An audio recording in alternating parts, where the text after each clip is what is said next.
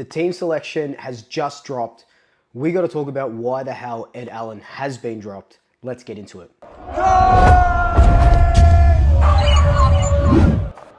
So now we know the team going ahead that'll take on Port Adelaide on Saturday night. There's been two changes. One forced change, like we talked about, is Will Hoskin-Elliott coming out. Dan Houston coming in for his black and white debut against his former club. And the second one, we did talk about it in my match preview and a little bit in my training video where I did suggest that Sullivan looked really good and he could be potentially coming in. So call me Swoopstradamus. But I didn't see Ed Allan getting dropped. I thought that was absolutely, insane. Insane to say the least. But we'll talk a little bit about Ed Allan in a second. We'll look at Port Adelaide's lineup now. So Port are fielding a pretty strong lineup when you look at that. Like we said, Finlayson is going to be a permanent halfback flanker now. So he's going to take on one of the triple M's with Aaliyah, Bergman.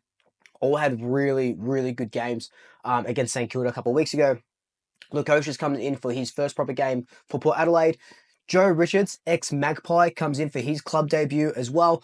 And they've got a debutant in Joe Berry, who's starting on the interchange bench. Now, their interchange consists of Berry, Sin, Burton, Boak, and Wines. And one of those guys will be the sub. They've got Soldo as an emergency, which is interesting. So they're going with Jordan Sweet as their main ruck.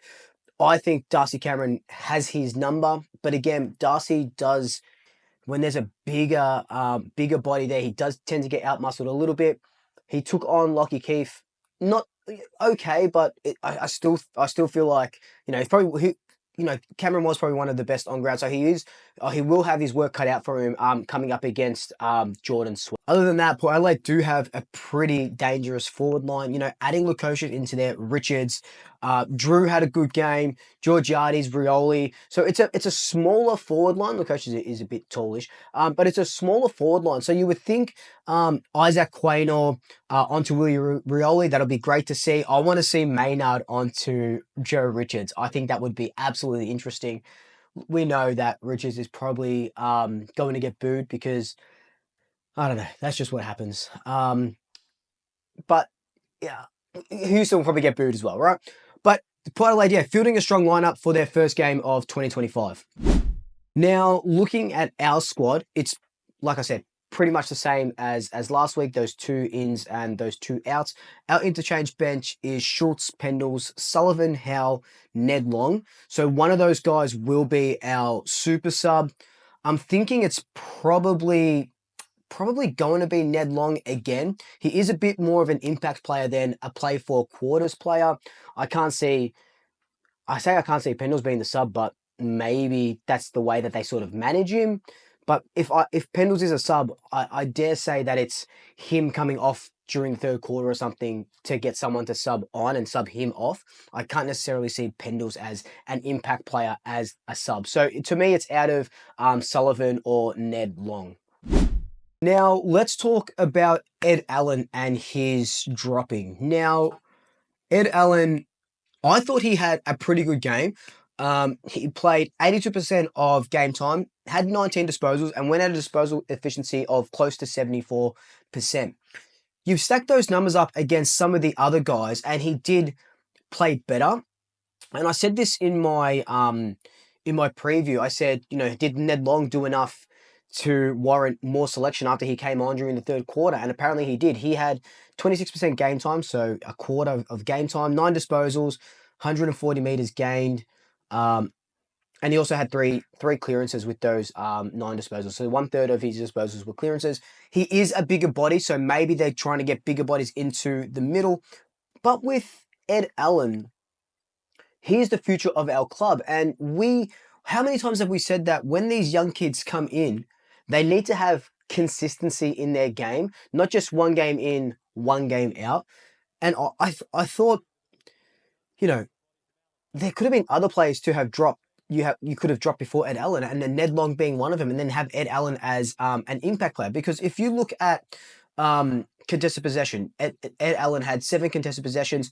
5 score involvements. The only thing sort of knocking his game, he only had 1 tackle. I would love to see Ed Allan tackle a little bit more, but in saying that, uh, Josh Dacos only had 1 tackle. Jack Crisp only had 1 tackle. McStay, Mychek, they only had 1. Braden Maynard only had 1 tackle. But look at this. Pressure acts. Ed Allan had 18 pressure acts, which is the 4th most in that game for a Collingwood player. He had 3 clearances. He had 9 defensive half pressure acts, which is the 4th most by a Collingwood player in that game, more than Nick Dacos, more than Scott Pendlebury. 14 effective disposals. So going off the paper, it looked like he had a really good game. But just even going by the eye test, I thought he was everywhere. 19 disposals, 74% efficiency is on par with sort of Nick. Nick had 21 disposals, 60%, 62% efficiency, and 88 meters gained compared to Ed Allan's 270 meters gained. Ed Allan is one of those guys where I see him overtaking Steele Sidebottom. He had that really good game against Melbourne at the end of last year. I thought he just went to another level during the preseason.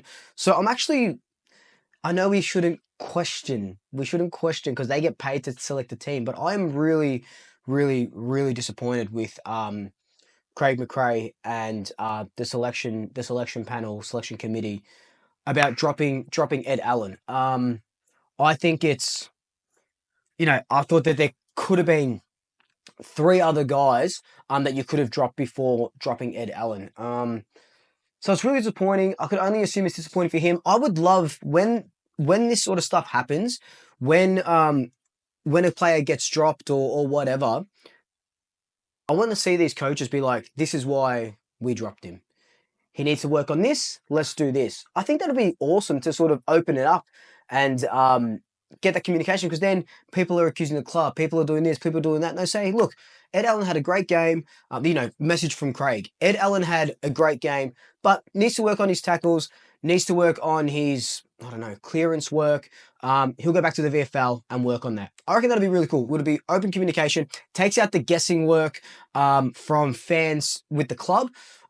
Maybe it's something for them to consider. But let me know your thoughts down below. Do you like this team going into Port Adelaide? Do you think we can beat them with that team? Let me know. And until then, buy the merch. Hats are still available. T-shirts are still available. Like, comment, subscribe. Tell your family, tell your friends, tell your pets. And until next time, double shackers. I'll swoop you later.